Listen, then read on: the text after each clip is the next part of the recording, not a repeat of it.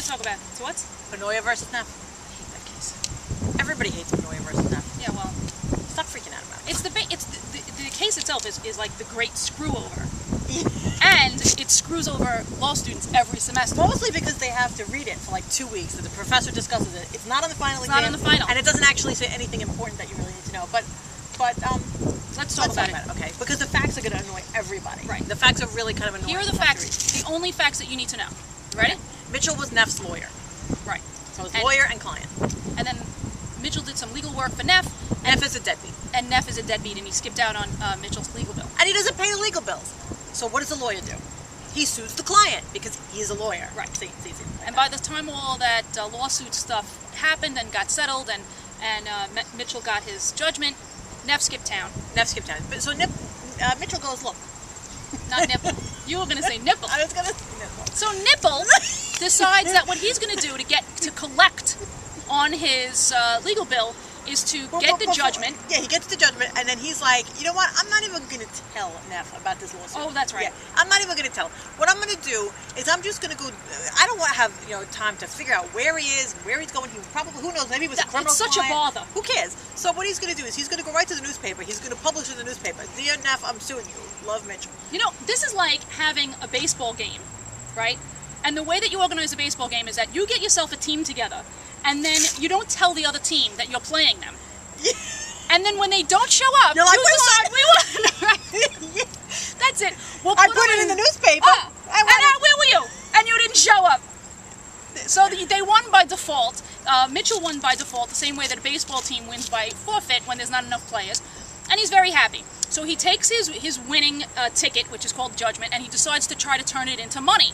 And the way that he does that is he locates property that Neff had in the state. Which was Oregon, right? Yeah. Okay. So he looks around and he's like, house, look.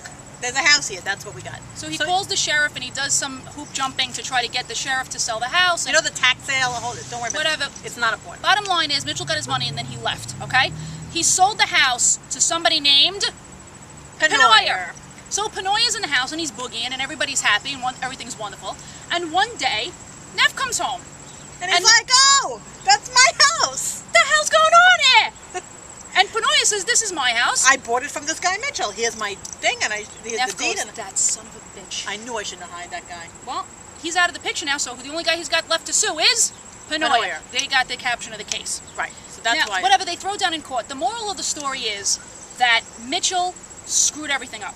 You're not allowed to sue somebody by publishing it in the newspaper and just hoping that maybe they'll see it, and then deciding if they don't see it that you won. It just doesn't work like that. In order for a lawsuit to be fair, for the court to have jurisdiction over your case, you have to pick a fair state to sue in the first place, and then you got to tell the other guy.